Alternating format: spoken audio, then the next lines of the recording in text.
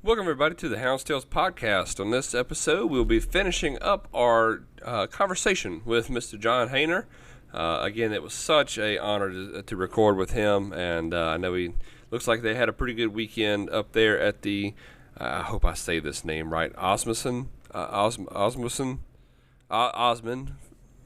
Fox Hunters Hunt, the FHA, up there in Illinois. So, excuse me. Looked like they had a really good weekend. It was an honor to be joined by them, and I hope y'all enjoyed the first part.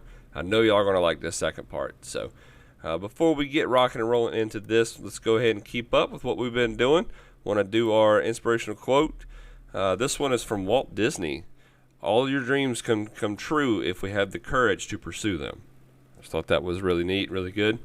And then our Bible verse for this week is going to be from Isaiah 41:10, and that would be, oh Lord, it's been screwed up on me.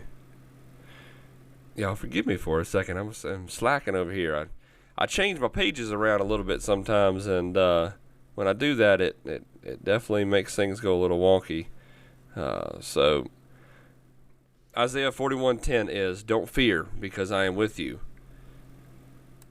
Don't be afraid, for I am your God. I will strengthen you, and I will surely help you. I will hold you with my righteous strong hand."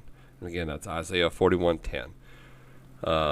So I believe that kind of leads us into this week. We got a few things to talk about later in the episode after this recording is done, and I think y'all will enjoy. So I won't hold y'all up anymore. All right, here we go.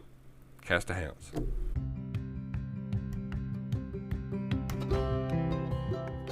Welcome, everybody, to the Hounds podcast. This is your home for field trialing and deer dog hunting. It'll be stories and discussions on the world of dog hunting. So let's drop the gate, cast your hounds, and get ready for another episode of the Hounds podcast. The Hounds podcast is proud to partner with Outdoor Dog Supply again for the 2025 season. Outdoor Dog Supply is the leader in online garment sales with their world-class trade-in programs. These guys are not just a business, they're also houndsmen and women too. They test their products out in the field and really put them to the test. Get the latest in garment equipment, stay locked and ready with field trial equipment, collars, leashes, and so much more. Visit their website today at outdoordogsupply.com, and we want to thank Outdoor Dog Supply for their support not only for the podcast, but in the field trials across the country. When you're looking for your next purchase and equipment, keep Outdoor Dog Supply in mind. Now let's get this episode started, guys. Thank y'all so much. Oh, you've mentioned Slinger a few times. What was his background? Slinger was a lot like Geronimo, maybe even a better dog. No kidding. Yep. He was probably the best dog one of the best I've ever owned. Okay. And I mean, Slinger was the type that he was classy and you couldn't hurt him. Mm-hmm. I could run that dog every day and condition him, and that's how he beat a lot of dogs. Right. People would say, "Oh, that dog's getting faster." Well, he wasn't getting faster. He just didn't slow down. He was one of them that would outrun you the first hour. I mean, I've won 3-hour hunts with him by 500 points. Wow. I mean, he could outrun you there, and like I said, he was tireless. You couldn't hurt him. And then you could run him in them 3 days, and I don't know. I sure wish I'd trade everything I got for him right now. No kidding. 2 years old. What was that old phrase in Days of Thunder? I'm not going faster. They're just going slower. That's right. Well, he was just a gifted dog. A guy actually come down here and bred his mama to old Slide. Okay. And Wells's Breeze is what she was, and I think she's out of Carr's Black John. Okay. But anyway, I had a jip out of old Slide I called Lori. Mm-hmm. And she was a good jip. I mean, outstanding pup. But they'd had some puppy hunts up here, and Slinger wasn't but about, I don't know, they was 10 months old probably. Okay. And I told that old boy, I said, "Now, I know you want to breed that jip, but I said, if you want rid of them pups, I said, I'd like to have them." Right. And he was a man of his words, Yeah. But anyway, we got up there, and I'd been really practicing with that little Lori jip, and she was a nice jip, but she just didn't take running like I like one to. But had one of them good mouths, and they had that puppy hunt up there, and he had old Slinger. Of course, Slinger was just a big old fat pup, and he didn't run one like I did. And we went up there, and they had that puppy hunt, and I won that hunt with Lori. Right. And I'd seen that dog, the hunters judged. They paired up. Hmm. And I Yep. seen Slinger there the first time I ever seen that dog run. I told my buddy, I said, what the heck is that? He said, well, that's out of your old dog. He said, that's that pup of his. I said, that pup of his? Yeah, he said, that's out of old Breeze and an old Slide. No kidding. I said, dang. And I never said nothing. Anyway, when I seen that dog right then, he just kind of like a little toy at the store. I had to have that dog. I done knew what was going to happen. So anyway, I won the hunt, and I think that dog placed third or fourth. Right. This old boy that had him's a good guy. Mike St. Ledger was his name, and Okay. still lives, good fella. Yeah. But anyway, we showed them dogs after the thing was over, and I stood that jip up, and I had her broke the show, and boy, I had her muscled up. I told old Mike, and he was sitting there getting ready to take his picture. I said, hey, I tell you what I'd do with you. I said, if you decide you want to move up a little bit, I said, I'd trade you that jip right there for your dog. Oh, heck no. He said, I'm not going to do that. Right. I said, okay. 3 weeks later, they have the same hunt. Right. Same results. I'm up there, and I told him, I said, now, Mike, I said, I know you're a smart man. I said, I know you're getting tired of being beat. He said, yeah. I seen him looking a little longer this time. You I got the told him, wheels I said, turning. Yeah, I said, Mike, I said, I'd hate to do it. I said, this is 2 in a row. But I said, now, it's going to be your last chance. I said, if you want to swap that dog for this jip, I said, I'll trade you. No. Well, I started home. My phone rang. It was him. I just pulled in the driveway. He said, I tell you what, he said, I know I shouldn't do it, but he said, if you want to swap that jip for that dog, he said, just come back up here and get him. Come on, get him. I told my buddy, I said, turn this truck around. I didn't even come in the house. But I got him in, and they had a hunt about 3 weeks later up there, and I won the hunt with him. No. That was the last time him getting beat. But, you know, a lot of people just don't know what they're looking at, I guess, and then they ain't willing to put the time in and make the dog be what it's got to be. And I'm the type that I'm going to, when I see one got talent like that thing had, I mean, he just hit the ground easy, big, flashy, could run that cow, you know, that cow would turn, and that dog never missed that thing a lick. You know, I thought, man. Now, and that's the way it was all his life. That dog So was the guy that you got him from there when you turned around and won? Yeah. Yeah. What did he say? He never said nothing. He just kicked rocks and walked off. I think he's really been kind of mad at me ever since, but I like him. He's a heck of a good guy and a good dog, man. And when he sold out, I ended up going up there getting his sisters and some more of them and done good with them dogs, too. Right. I got you. That was a good litter of dogs and good-looking dogs. Yeah. What, you know, I haven't got to ask you this question. What kind of coloring you like on your dogs? Or I know it doesn't matter, but you know. Yeah, I'm just like anybody else. I want the best looking one I can find, and I don't know. I guess basically when I start picking puppies, I want a good dog, or not a good but outstanding dog and jip before I breed anything. That's what I breed. That's right. And they're still lucky to get what I want, you know. Yeah. And I'll pick them mainly a color. You know, I like a blanket back ringneck dog or something, you know, got a little white where you can black it. That black with white numbers is hard to beat. Yeah. But I like a dog with a flashy tail. You know, a lot of these modern dogs, I call them, they run with their dang tail, looks like a damn pencil straight out behind them. You can't even tell. They kind of look like cur dogs, a lot of them. That's right, yeah. And I like a big, strong, good-looking dog. I want him, when you see him, I want you to be able to remember seeing him. Yep. Like a foxhound's supposed to look. Yep. But I got a little old exercising pen here, and if I keep them up, you know, I'll sell a lot of puppies, you know, and you can get the best one I got, because a lot of times I just pick for color. Right. But now if I put them out there in that exercising pen, and it joins my other pen, and I like to watch them. You know, if they don't have no ability, I don't care how they can run something. I'm not going to keep them. That's right. You know, if that dog don't move to suit me, I can train him to run something, but I can't make an athlete out of him if he ain't. That's right. 100%. And a lot of people don't understand what you're talking about there. You know, it's how to look. You know. Well, it's just kind of like the bench show. You know, people make a bench show harder than what it really is. Right. You have rules and points and regulations, And if them dogs is actually judged like they need to be, and you breed that style of dog with the breeding that it's got to be, them Mm-hmm. dogs are made that way, and they'll take running better than these little old. I don't know. I say their both front legs come out of the same hole, and Yep. Yep. droopy butt and all that. Right. A lot Right. of that's our own. It's our own fault that dogs don't look like they need to look anymore. That's it. That's it. I know. It's one of the best things I've ever heard was Chris Powell. He mentioned it one time. He said, they love their bench show dogs, and there's nothing Yep. wrong with that. But I was like, what's the deal with that? And to your point, he's like, if you have a car, he compared it to a vehicle. A vehicle that's got a misalignment, that's got a one tire bigger than in the back, it's not, the toes all out of whack and the staggers weird in the rear.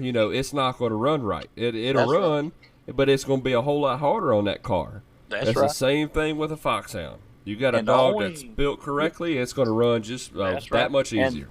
And the only thing that they've done wrong with them bench show dogs, that rule, that 25 inch. Yep.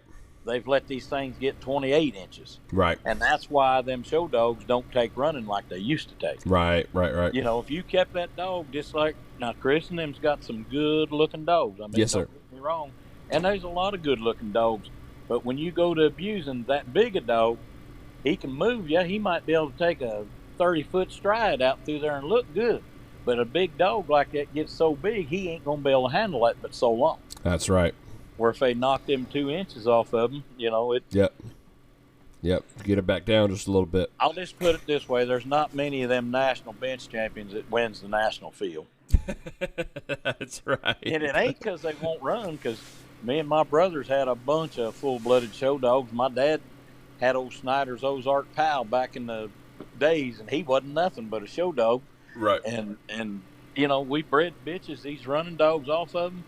Get a best looking running dog you can get and then run them. I mean, they'll run. Them show dogs will run.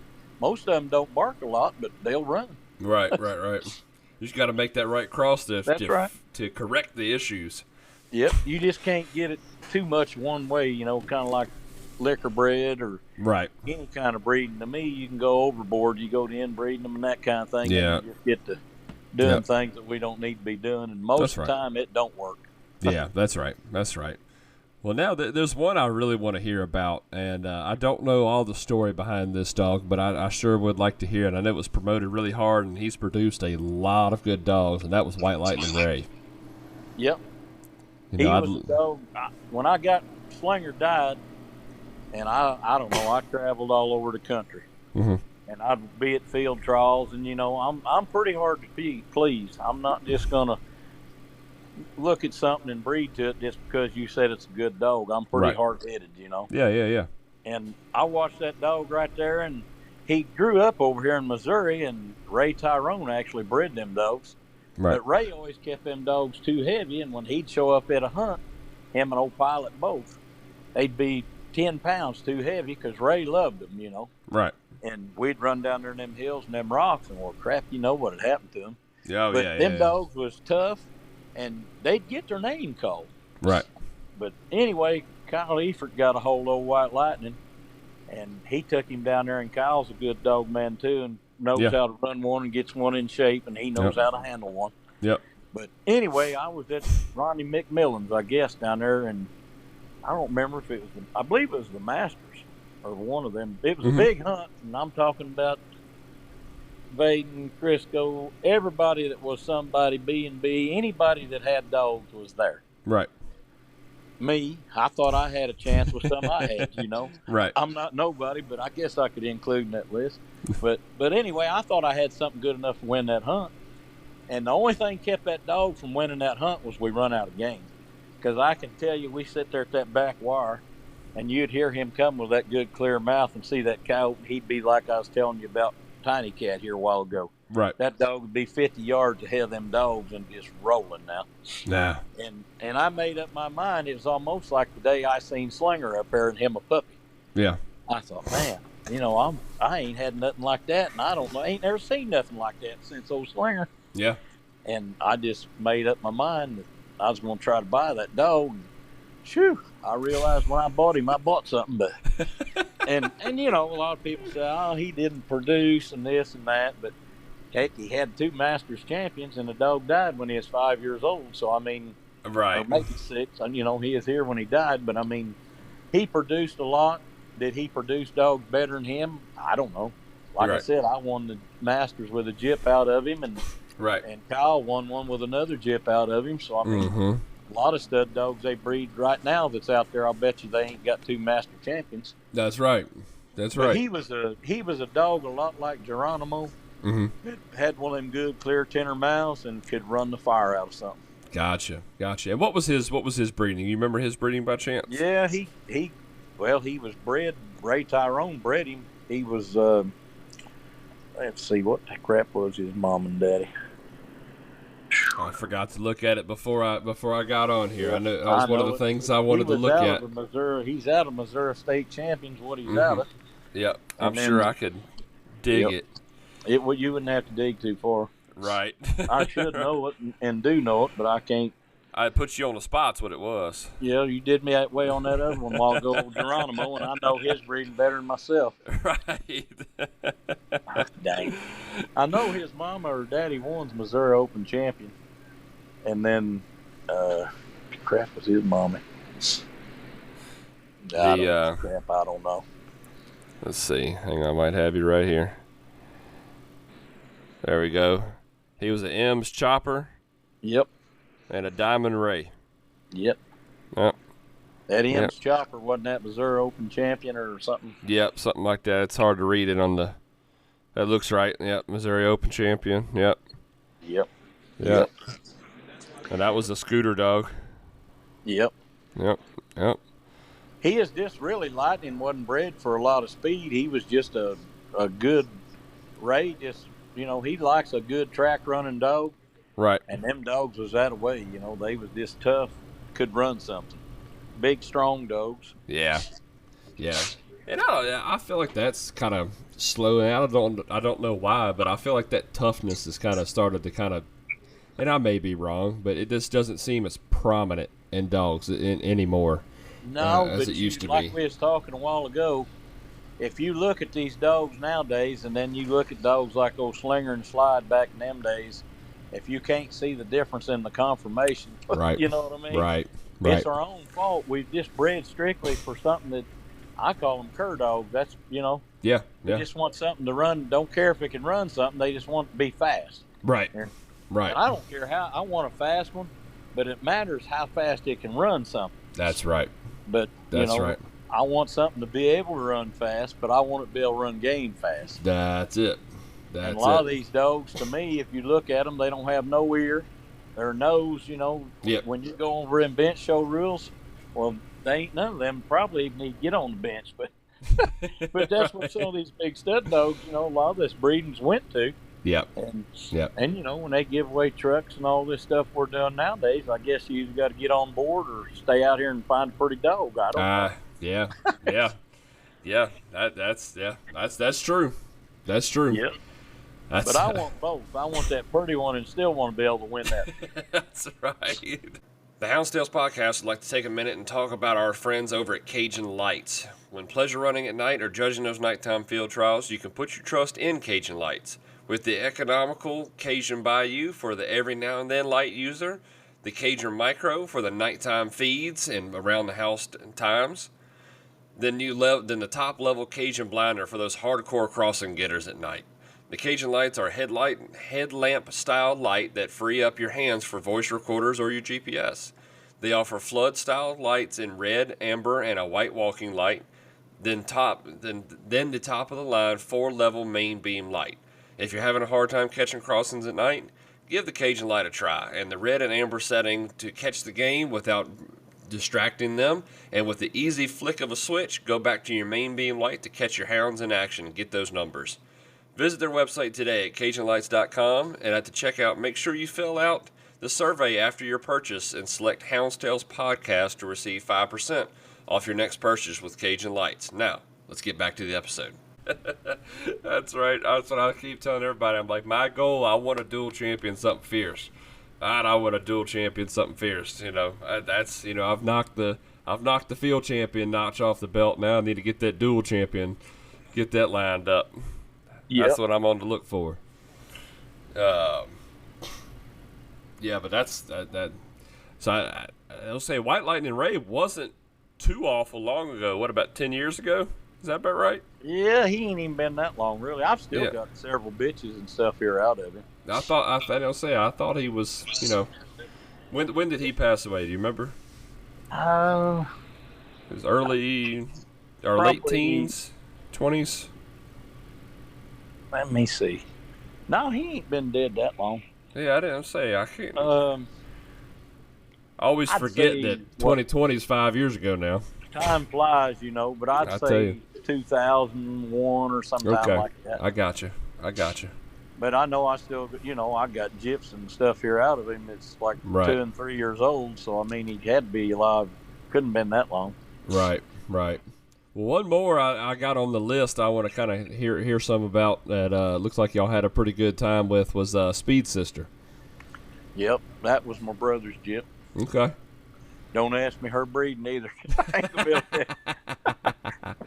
She won the All-American with her in the wild down there. Up there on top of the mountain, we call it, where he lives. You wouldn't outrun her, but she was a nice gyp. Now, what was her era? Like, what kind of years was she running in? Was that like a... I'm trying to think when that was. Well, it had to be after 2001 because he won the All-American after I did. Okay. Well, he actually won it twice after I won it 3 times. So, I mean, he had another dog, and I can't even tell you that little male dog's name, but them folks at the All-American don't like seeing you come down there, do they? No, probably not. No, probably not. I love it, though. Yeah, Speed Sister that's why my brother, he'd watch these race horses. He'd come up with them names. Old Geronimo, you know, he named him from the Indian. Yeah. Old tough Geronimo. I like that. He could think of a good name. And he's dead and gone, but I can tell you right there's a man, you could ask him any kind of pedigree, and he wouldn't have to think nothing. He could just, I never did care like he did, you know. Yeah. When I got ready to breed it, I'd think a little more about it, but I didn't care if it was out of White Cloud and Yellow Mom. Right. If that thing run to suit me, that's what I wanted. That's what you wanted. That's right. He'd study them pedigrees, you know. He'd study them pedigrees. And right. I don't care. He could go back, if he is still alive, 10 generations, and he wouldn't need to look at nothing. He'd just bam, bam, bam, bam. Man, I don't know how people do it. I can't. I'm like you. I can't do it. He could, I can promise you. My head's getting so full of them, I think my brain's too full. They got scrambled up. Yeah, I got to kick something out to put something back in. I think them there I've done kicked out. I love it. So, is there any dogs that I've missed or that ought to get some recognition on here? I know there's probably a laundry list of dogs we could probably talk about and sit here for hours and hours and hours, but I didn't know if there was any that really stuck out to you that you. Well, you know, back in the early days, and I keep bringing him up, but my daddy was a fox hunter, and he had a gyppy called Hoehner's Flying Jolly. Okay. And that was probably the best fox dog I ever seen in my life. Really? I mean, she'd run a red fox out here in the wild, be 20, 30 yards behind it just all night. Just wow. Dogs cut in on her and going out, and she'd just run their brains out. He spent a small fortune trying to buy something to run with her and never could. No kidding. And I mean, I've seen a lot of, just like that little tiny cat before it's in a pen. That thing right there, when she finished, that thing right there could fly. And outside dogs, I remember when we was younger, old Parvis's Highball and some of them mace that he had. Right. We was down there on the East Coast somewhere, and me and my brother, you know, they didn't think we was very smart, but we was out there checking these dogs out, and I watched that Highball dog right there was a dog could run too. That whole family was good dogs. Right. The Barefoot's Lemonade bitch, them Barefoot boys right there was a good gyp in the pen. I watched run, was a nice dog. But there's a bunch of dogs that, and you know, these younger hunters say, "Oh, them dogs wouldn't compete right now." Well, they ain't got a clue. I was gonna say, I bet that, man, I'd give any kind of money to be able to see some of them dogs come back and just wear their tails out up into some of these hunts. Well, I told you I've had a bunch of them, and if I could bring that on the wall here alive, I'd trade everything I got for Yep. it. Yep. I get you.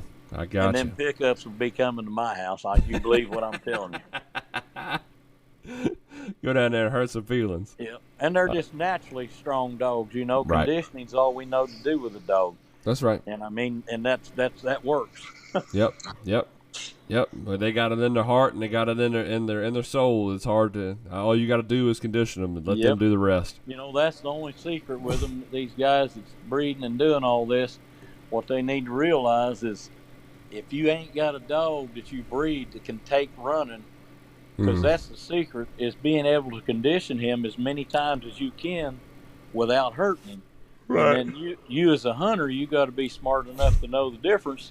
If you're hurting him or helping him, how many times you can run him. That's right. And you get the dog and the conditioning figured out, well, then you got a training pin. Look out. Here you come. Here he comes. Yes, sir. Here he comes. That's right. That's right.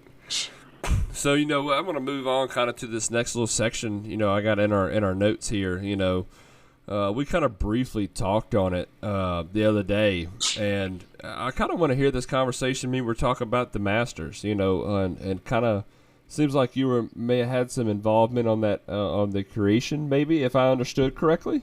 Yes, sir. Probably nobody even knows about it, but right. Me and my brother and Freddie Walker was at Gina, Louisiana one night. Mm-hmm. And I forget I had slide or something, but I guess they call me a crybaby if I'm not winning. But I'd be winning the speed and drive, or my brother might have been. I don't remember. Right. And we was just sitting there, and Fred Walker, he's dead and gone, but a lot of people don't like him, but you got to give him credit because he went on with our thoughts, Right. And we just sat there and talked about what a man could do to try to, we was tired of going to hunts and win the speed and drive by 300 points, and you might be 10th. Right. And, and this was in pins. I said, right. Well, and my brother and me both have always just been, I like a dog. I want a complete dog, don't get me wrong. Right. But if I've got a race going on, I don't want a dog over here hunting and getting rewarded for it. I want him being in that race where that noise is going on. Right, right. And, a lot of times them dogs would go over there, they dodge the pressure and getting rewarded for it. And you'd win the hunt by 300 or 400 points. Well, I had a gyp mate, the bull ruler. I called her Martina. Mm-hmm. And I won the speed and drive in 3 or 4 major hunts, and she is never a champion. Wow.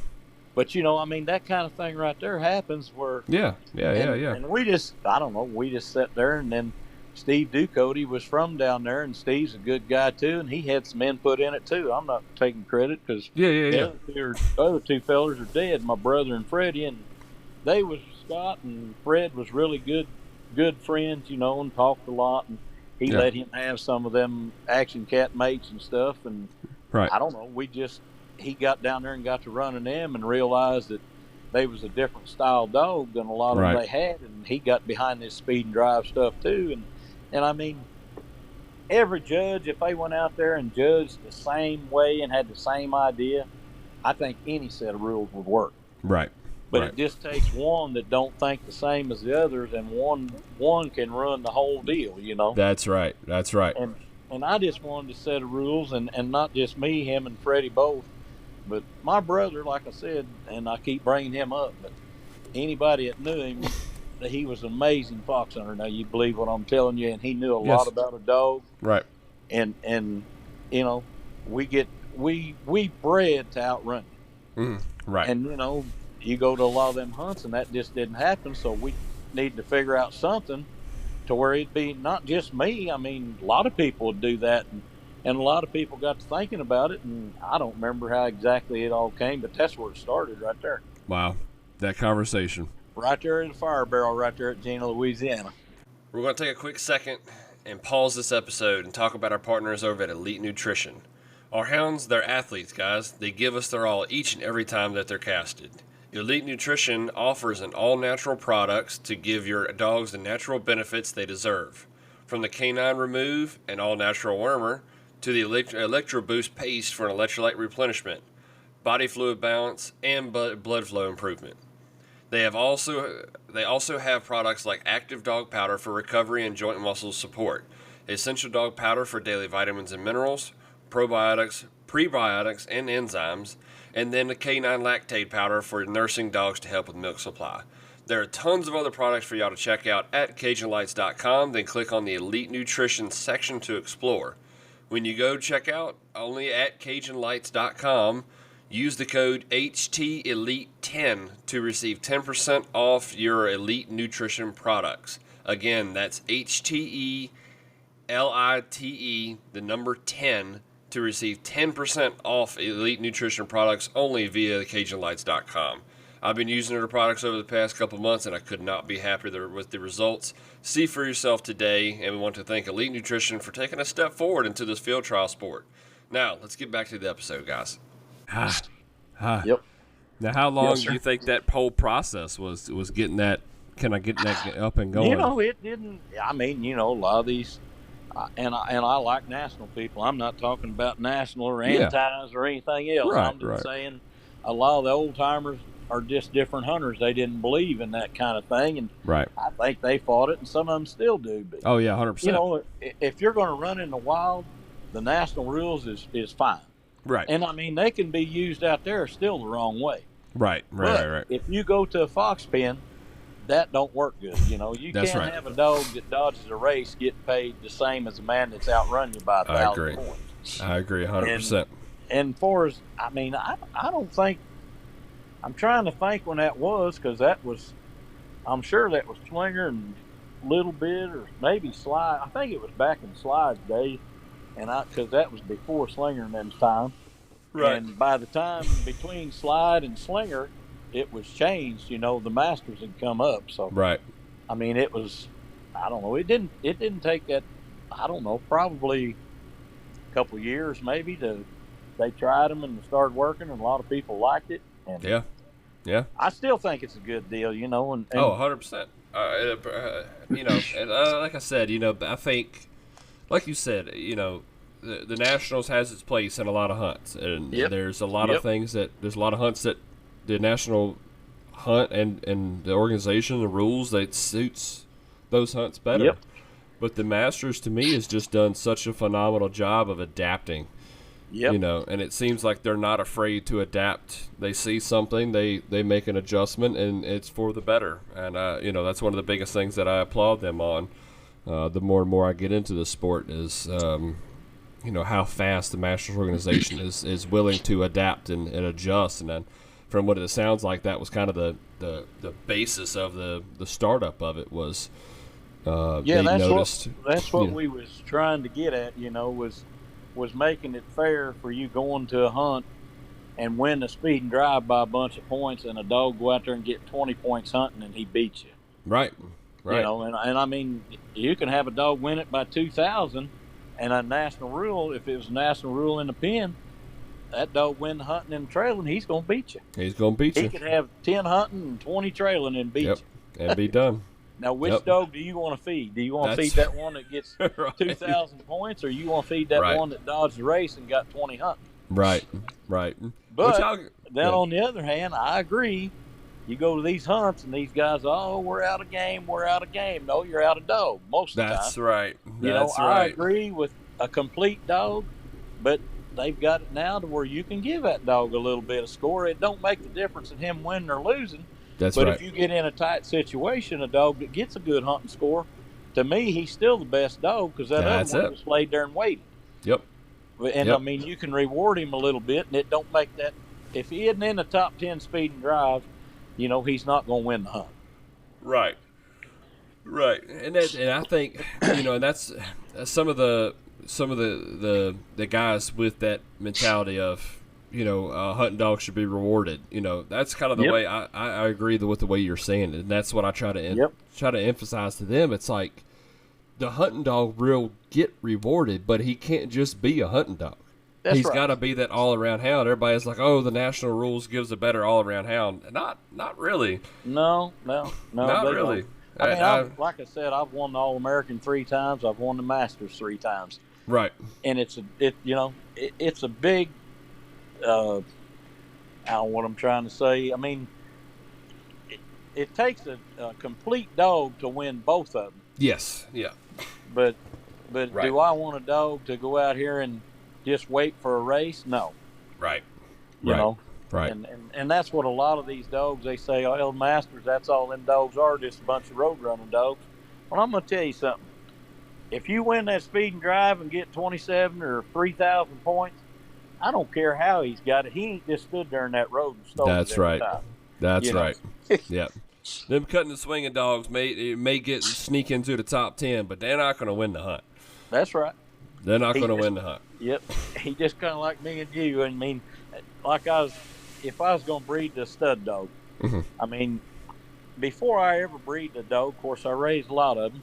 Right. But just like Lightning and them, I mean, I watched what he did down there. Yeah. But I bring that dog home here. If I can't turn him loose in this fox pen of mine, and that dog go out there by himself, run, jump, and run a cow like I want one run, I'm not going to breed to him. That's right. And to me, that's the set of rules you need, is something that's going to make a dog be a complete dog. Yep. I like it. And I'm sure that took I'm trying to think of the right phrase to use here. For y'all to get together and come up with that system and kind of go against the grain, I'm sure that took a set on all that were involved to present that and try to get that implemented and bring that into play. You know, that's not something that was probably taken very lightly. No, a lot of people thought we was crazy. You know? Right. But that's kind of the way me and my brother was. We get something on our mind, it just kind of way it is. That's right. We're pretty hard-headed, so I mean, and you know, to the best, back when them national rules was wrote, they was wrote for in the wild. Yeah. And in the wild, if all the judges do like they're supposed to do, them national rules, there's nothing wrong with national rules. Right. That's right. You know, I mean, they don't have to change them. That's a good organization. Yep. I ain't got nothing against the nationals. Right. But when you go to a fox pen, there really, how much hunting is there? When you go to a good hunt, how much hunting is there? Right. You know what I mean? I mean, you don't want a dog to go out here and win the All-American in a pen that's went over there and hunted and him get 100 HGA points when you're over here running a fire out of 50 dogs and he's over there trotting around a little old fox by himself. Mm-hmm. Yep. Yeah. I mean, like you said, I like the way you said it. You know, why would the dog that's avoiding the race, why should that dog go out there and be crowned a champion? You know, I can respect that. If I'm judging, he won't, because if I can hear a pack of dogs, he can hear them. That's right. And if that dog's in there boiling, he ought not be hunting. I mean, if he's running a piece of game, that's one thing. Right. But if that dog ain't doing nothing but coming down that road, he's dodging a race. Yeah, it's exactly right. I'm sure ain't going to make him a champion if I've got the pencil, I can promise you. That's right. That's right. That's right. Oh, man. So, you know, one more thing. You know, we kind of touched on a little bit earlier, too. And it seems like y'all have a pretty good eye for a dog. Obviously, y'all made numerous champions. Y'all got, you and your brother both have just legends of the sport. And you know, what is something, if you were going to be talking to somebody getting in, on what to look for? You know, we've kind of tiptoed around. We've kind of talked about it, mentioned some few things, but if you could talk to somebody and tell them, like, this is what I'm looking for in a hound when I'm watching, what are some of the traits that you're looking for that just spots, like, so for White Lightning, what did you see in White Lightning that you're like, yes, that dog has to come home with me? Well, you got to watch a dog and have an eye for a dog. Mm-hmm. You know, there's certain things, and as far as just looking, you can't tell what kind of mouth he's got. Right. But that's one thing right there I really like. Am I going to breed the one that's slow that just because it's got a good mouth? No. Mm-hmm. I mean, I like the conformation. I mean, I like color. Mm-hmm. Color ain't a necessity. Right. But, I mean, that's kind of where I start. Yep. And then conformation, you know, I want a dog that's put together right. I like a nice chest and legs on him. Right. You know, an arch back, but I don't want him humpback and that kind of thing. Right. I mean, and you know, young and starting out, just like with puppies. I mean, get out there in the yard and watch them. You know, turn them loose and see which one's the most athletic. It's kind of like kids in school. You know, you can teach a kid how to be a good athlete, but you look out there and there's some of them out there that are fast already. Right. And these dogs are the same way, and you've got to be able to figure out which one just by watching them. You know, just the most athletic, kind of what I do. I I like something that's got a lot of athleticism Gotcha. to them. I like that. It makes a lot of sense. All right, guys, one last interruption real quick on this episode. Want to take a second and give a big shout out to our friends at Low 10 Outfitters. Our apparel for not only the podcast but for the pin series for this year is up and live. If you visit low10outfitters.com, you can purchase your Hounds Tales podcast apparel. There'll be hats and t-shirts. And then if you're a part of the pin series or want to just help out with the series and go order some shirts, don't forget you can get those shirts too. It can be shipped directly to your door. Then if you're also looking for custom apparel for your kennel or just a dog in general, whatever you want, check their whole website out. There's plenty of stuff that they offer with great products. Thoroughly impressed with everything that I've gotten from them. I still have a hoodie that when I first got into this sport, I got, this has been 3 or 4 years ago now, and it has not lost any life in it yet. So be sure to check these guys out, low10outfitters.com, and thank y'all. I want to thank them for their partnership, and thank y'all for listening, guys. All right, let's get back to the episode. Makes a lot of sense. And then, it gets back to that show deal. If them dogs is built like them point system is, a lot of them dogs are going to be able to move because they're made right. Right. They got the right setup. Yep. And then the other thing is, you can go back to the pedigrees. Don't go out here and breed some dog that you don't know nothing about just because your buddy did. Right. Watch them run. Right. Make sure that dog's because if you're going to run at your house, you probably want something bred that can run at your house. Right. Right. And I like to look at something that I know's got plenty of speed and ability, and then a good mouth. I love a good mouth. But Yep. No, I like that. I think that I'm with you on the athleticism. That's just something that cannot be taught, cannot be trained. It cannot be ran into. You can work on teaching a dog to hold a line. You can teach a dog to do certain things, but an athletic ability is something that's natural from birth. And if it ain't got it, it ain't got it. And you breed the mama and the daddy. If the mother and the daddy, it's kind of like athletes, I guess. It doesn't all work that way. Right. But I can turn these puppies loose that I raise out of a dog and jip maybe here that I've raised and had that's got all that. And I'm not telling you every one in that litter is going to make a good dog. Right. But I'll bet you 9 out of 10 of them will be able to move like I want them to move. That's right. That's right. Because it's in their traits. That's the way they're bred and put together. Yep. We're going to have it. Yep. It's they can't all miss. No. They can't all miss. My big catch there is when I do puppies, I've got that little 5.5 acre pen. Mm-hmm. When they get about 6 months old, I turn them out there. Right. And what we were saying there a while again, I'll run that side-by-side up the road, and I've had people, anything can run a side-by-side. Well, they're missing the point. It ain't just run the side-by-side. It's how they run, how they move chasing that side-by-side. Right. Right. And I can go out there and turn 10 puppies loose, and I'll bet you I can pick the best 2 out of them 10. That's right. And they'll end up, may not be able to run the game the best, but they'll be the best 2 in that pen for speed. Whoever's the first 2 to the buggy when you get done, that's when you hit that break. That's the 2 that's probably going to be the ones you want. Yep. But if they don't have that natural ability, you can't train natural ability. That's right. It's either they got it or they don't. And, that's where a lot of people fall behind. They don't know. I don't know. They'd rather just go buy one and think that they've got him because somebody told them that instead of just look with their own eyes. Right. That was something I had to learn the hard. It took me a while to understand on the bench. I always thought that, these dogs that got up on their toes real nice and, had that nice tail and, had that posture, that confirmation that you're looking for. I'm like, when I was first getting into it, I was like, how do they make these dogs stand like that? And it took forever for me to click, and it was like, they're not making these dogs. Now, of course, you got to train the dogs to stand. Don't get me wrong. That's right. And condition, they got they're athletes. Right. And, don't just run by yourself at home. That's right. You think you got a good pack of dogs, and I can tell kind of what I got at home. But run again the best there is, and then engage them and see where you're at with your breeding program. That's it. That's it. You can feel real good about your dogs till you go run with other dogs. Yeah.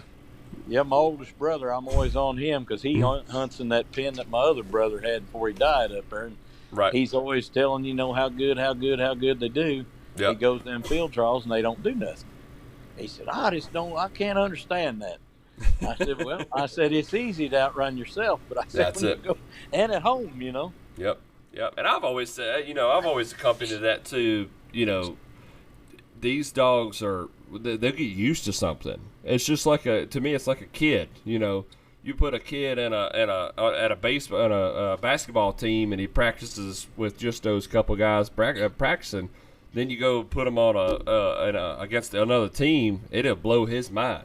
Yeah. Or a football team, you're running 5-on-5, right? You're putting a couple people together. You're putting a couple dogs together in a small pen. Then you go out there and put them with 350 dogs. It'll blow some of these dogs' mind. And some dogs, I've had some dogs that was outstanding dogs that just never could figure a field trial out. That's right. They get to a field trial, and then the old slide dog, he's just the opposite. Right. A lot of people wouldn't feed him if they just watched him run at home. But when you put that number on that joker, I'm telling you, he's as good as they've ever been. Woke up a beast. Yep.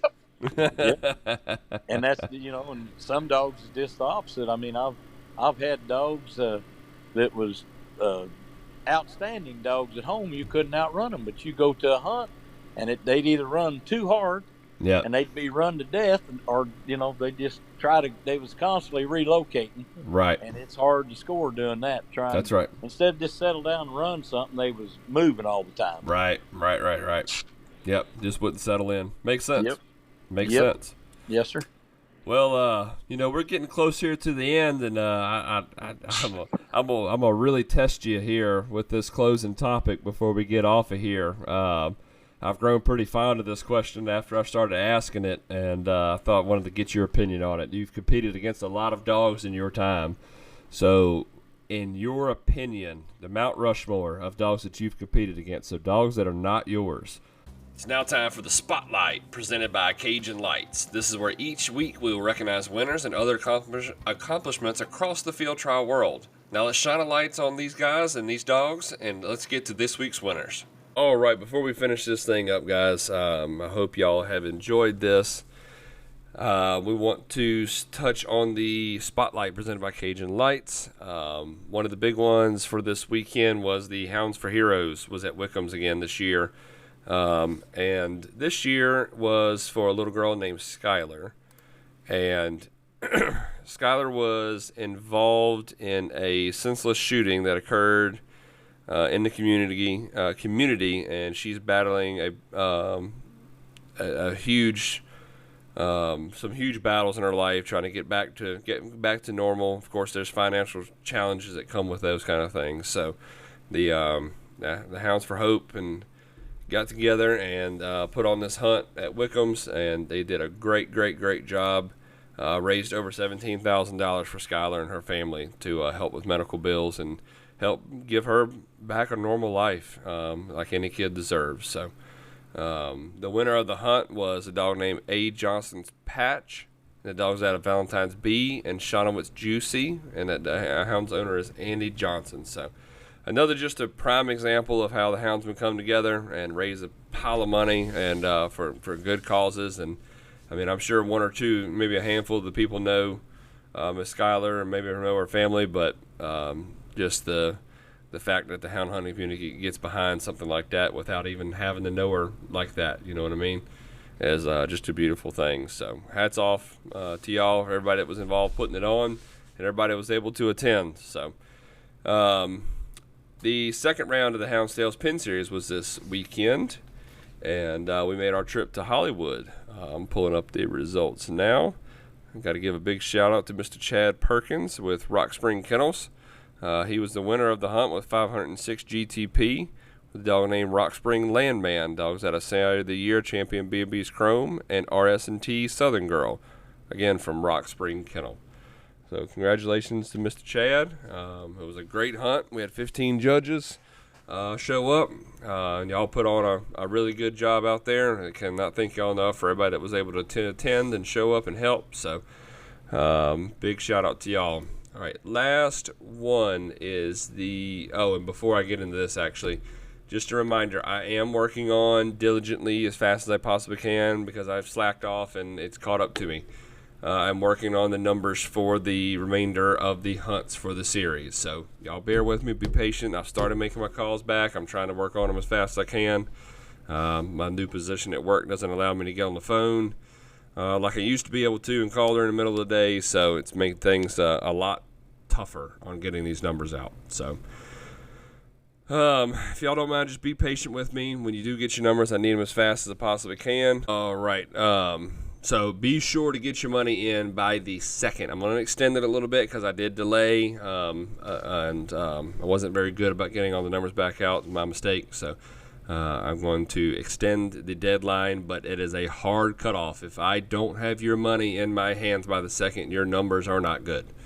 That's just plain and simple. I'm not giving any kind of forgiveness, and I'm not getting a text from you on the 2nd saying, oh, I'll have it to you this week. This is your warning. You have till the 2nd to get your money in. And that's a hard cutoff. I got a waiting list. I got people begging for more. I got all kinds of stuff going on. So just know that is coming. And the last hunt for the weekend was I talked about it at the beginning of the episode, was the Osmond, and I hope I said that right, Osmond Fox Hunters Association hunt. I was up there in Illinois. And let's start with the Derby class. The best mouth was a hound named P. Ridge Pepper out of Tarwicks Royal. And I'm sorry, I always do that. It's Traywicks. Traywicks Royal and Traywicks Katie. The dogs from Eugene and Candy Wanky. God, I hope I said that right. If not, that's going to be really bad. And, of course, here comes the classiest hound. I got to say it again. The classiest hound is Wanky's Peabody out of Summers John Wayne and Wanky's Lizzie, Eugene and Candy Wanky. The combination winner is a hound called E.T.'s Bite. Hound is out of Rocky Hill Wizard and Rocky Hill Hot Stuff from Elmer Early. And the Derby winner in the field was called a dog named Blanton's Marshall Dillon.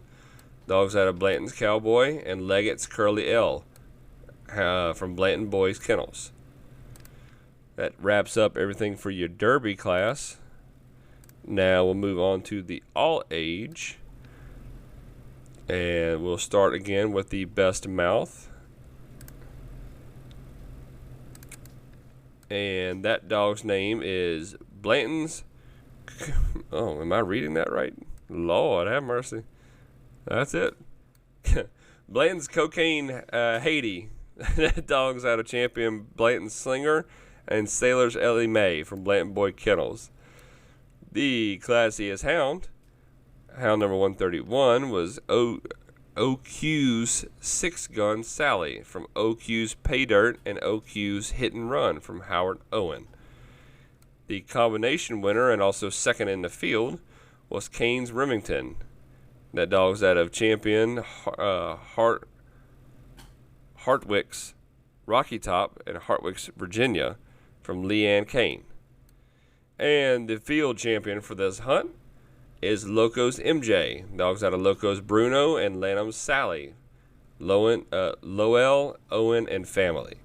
So congratulations to everybody that was able to place this weekend. Look forward to another good weekend. We will be at the Virginia State one day up there at Wickham's this weekend. So if y'all are up there, y'all be sure to come say hi. I'll try to make some rounds before I take a nap because I know I am. And shoot, I need one now. But we're going to go ahead and finish this episode out. So we're going to get y'all right back to it. And we'll get the rest of this episode ended. All right. Thank y'all so much, guys. Here we go. What would be your top 4 dogs that you've competed against while you've been field trialing? I probably done told you most of them tonight. I figured you probably did. Yeah, without you asking me. Yep. That Tiny Helms bitch right there is a good. I mean, that was about as good as I've seen. Mm-hmm. The old Boone Pac-Man dog. That was another dog that Mr. George had his number or whatever. They could run him down or whatever they wanted to do. But when I was competing with old Slide, that dog right there would be ahead of me or behind me right there every time. You know, he was a good one. Right. And like I said, in the wild, old Parvis's highball. Okay. Yeah. Bill Austin had a gyp he called Ginger. Probably was one of the best gyps I ever seen run. I can't even tell you how she's bred, but wow. His name was Bill Austin from down there in the Carolinas. But she was about a 26 or 27 inch gyp and had a hooked tail. And that thing could just motivate them fox now. That's a big old female too. Yep. And I like the old Barefoot Lemonade gyp. Yeah. I've heard that. But one. I mean, I've seen enough of them. Crap, I can just keep naming dogs. I'd sure love to have some of them back. That's the Red right. Gal gyp, J.W. Webb's was a nice gyp. Okay. Yeah. I like the little Ike dog that Paul West had. He was good for a while. The little Mighty Man dog was a pretty nice dog. You know, I mean, crap, how many more you want? Right. I'll say you talked about some producing dogs right there too.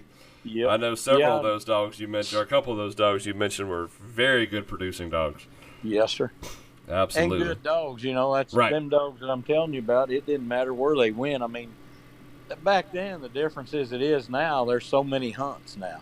Yeah. You know, if you don't want to go, and I mean, you can't hardly go nowhere where they're in pressure, don't get me wrong. Right. But back in them days, Slinger and Slide and Pac-Man and Tiny and them, when the All-American came up, 1,000 dogs. Right. Everybody was at the same hunt. It wasn't like there was another one going on in Virginia or somewhere the same week. Right. You know, you had to beat everybody. That's right. Right. And them type of dogs right there, like I said, I've seen them. Well, you go to the All-American and you watch a dog like that little Tiny gyp. I mean, I've seen her they'd be 70 dogs in a pack and her be 50 yards ahead of the pack. Wow. You know, just same out there way doing with Lightning. When I bought the Lightning dog down there, I mean, you know, Rodney Crisco's a pretty good dog, man. Call him and ask him what he's seen there. Oh yeah, yeah. We're seeing the same thing, you know. Yep. And that's part of being successful. Don't be a blind eye of people's dogs. I mean, give a dog credit if it's got it coming. That's right. And that's right. I ain't telling you, I've always had the best dogs in the world. There's a lot of them out there. I've had some that as good as anybody else has had, but there's a lot of good dog man and a lot of good dogs, and everybody's got a training facility. I mean, it ain't no easy competition anymore anywhere you go. No, it's tough. It's definitely tough, especially for the new guys getting in. But them old dogs that I just mentioned, I'll promise you, if they was 2 years old, you could load them up and get your name called right now. These young bucks might not show it, but I wish the world I could do it because I'd show them. Now, we say they'd be avoiding going to a different one. Yeah, they wouldn't want to go. They'd go somewhere else. That's right. Yep. Well, Mr. Hoehner, I definitely appreciate you coming on here. It really has been an honor. I'm glad we were finally able to line up our schedules good to make this thing work, and I appreciate you taking the time and coming on here. It was truly an honor, sir. I sure appreciate you. Absolutely. Keep up the good work. I think everybody would be interested in the work you're doing. I appreciate that a lot. I really do, and I really do mean that a lot. Is there anybody you want to thank or give a shout-out to before we get off of here? The good Lord, I'd like to thank him, because without him I wouldn't be nothing. Yes, sir. Yes, sir. Absolutely. If we don't get nothing else right in this world, we need to be right with him. That's right. 100%. Yep. Yes, sir. Yes, sir. Well, everybody out there listening, I sure hope y'all enjoyed it. I know this has been a great one. I've thoroughly enjoyed this, and we'll definitely catch y'all on the next one. All right, guys. Thank y'all so much for listening, and like always, happy hunting.